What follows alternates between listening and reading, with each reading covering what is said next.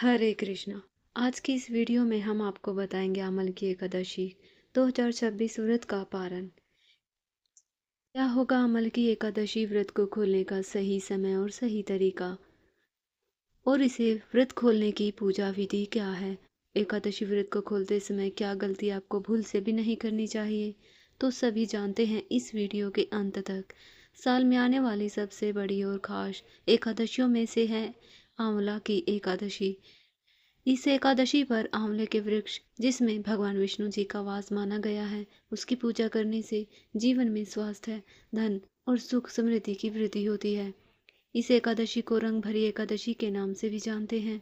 रंग भरी एकादशी विशेष रूप से भगवान विष्णु, भगवान शिव और माता पार्वती से जुड़ी है, क्योंकि इसी दिन माता पार्वती और भगवान शिव ने पहली बार अपनी प्रिय नगरी काशी में आए थे, और माता पार्वती पहली बार अपने ससुराल आई थी, तो नगरवासियों ने उनका भव्य स्वागत रंग और गुलाल के साथ किया था।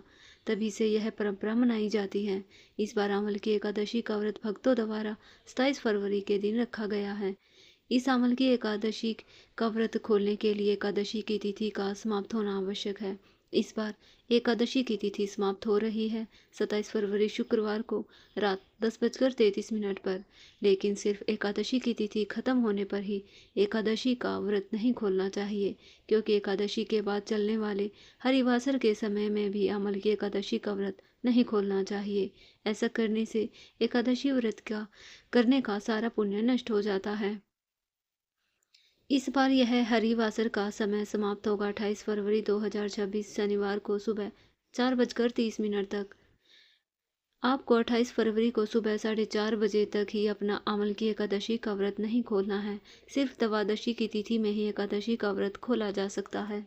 अब जानते हैं 28 फरवरी को द्वादशी पड़ने वाले सभी शुभ मुहूर्तों के बारे में, ताकि आप गलत मुहूर्त में अपना अमल की एकादशी का व्रत ना खोल लें। 28 फरवरी को ब्रह्म मुहूर्त सुबह 5:16 से सुबह 6:04 तक रहेगा।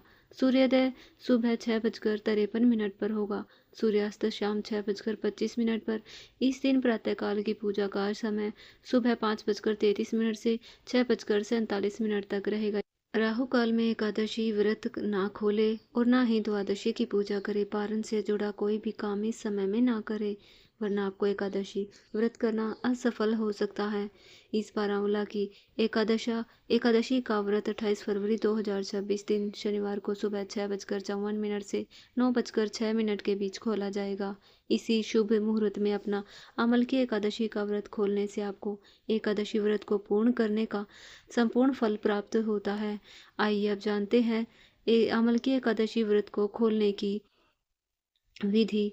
एकादशी का व्रत पारण करने से पहले ध्यान रखें, मुहूर्त के हिसाब से द्वादशी तिथि शुरू हो चुकी है। अगर द्वादशी तिथि सूर्य से पहले ही समाप्त हो गई हो तो एकादशी व्रत का पारण सूर्योदय के बाद करें।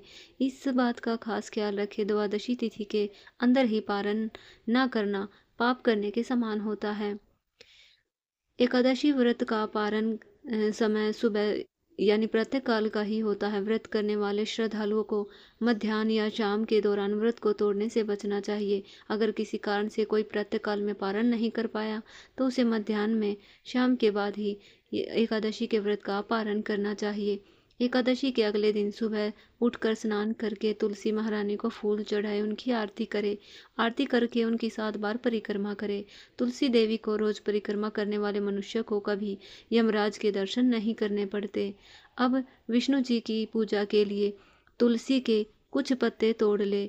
अब भगवान विष्णु को स्नान करवा के पीले वस्त्रों से श्रृंगार करे, पीले फूल तुलसी पत्र चढ़ाएं, भगवान विष्णु की आरती करे। आरती के बाद जाने अनजाने में एकादशी व्रत के दौरान आपसे कोई छोटी बड़ी गलती हुई हो, उनके लिए भगवान विष्णु से क्षमा मांगे। जानते हैं कि एकादशी का व्रत क्या खाकर खोलना चाहिए। द्वादशी के दिन भगवान विष्णु को घर पर सात्विक तरीके से बनाए गए पकवानों का भोग लगाएं। यह पकवान मीठे या नमकीन दोनों हो सकते हैं। यदि आप द्वादशी के दिन मीठे चावलों का भोग भगवान श्री हरि को लगा सके तो यह और भी अधिक शुभ होगा, क्योंकि द्वादशी के दिन पीले या मीठे चावल खाना बेहद शुभ माना जाता है। एकादशी के व्रत में चावल खाने पर रोक होती है, इसलिए व्रत खोलते समय चावल खाकर ही व्रत खोलने का नियम है।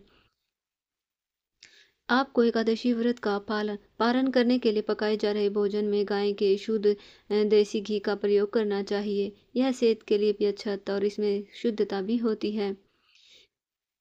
आंवले के पेड़ पर भगवान श्री हरि विष्णु का वास होता है, इस कारण आंवले का भी एकादशी के व्रत में विशेष महत्व है।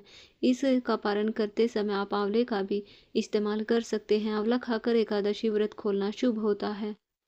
पर ध्यान रहे, एकादशी व्रत का पारण किसी मीठी चीज से भी किया जा सकता है। व्रत के पारण के लिए आप भगवान श्री हरि विष्णु को भोग से मिठाई या मौसमी फल भी दे सकते हैं। पारण के भोजन में सेम की सब्जी खाने का भी विशेष महत्व बताया गया है।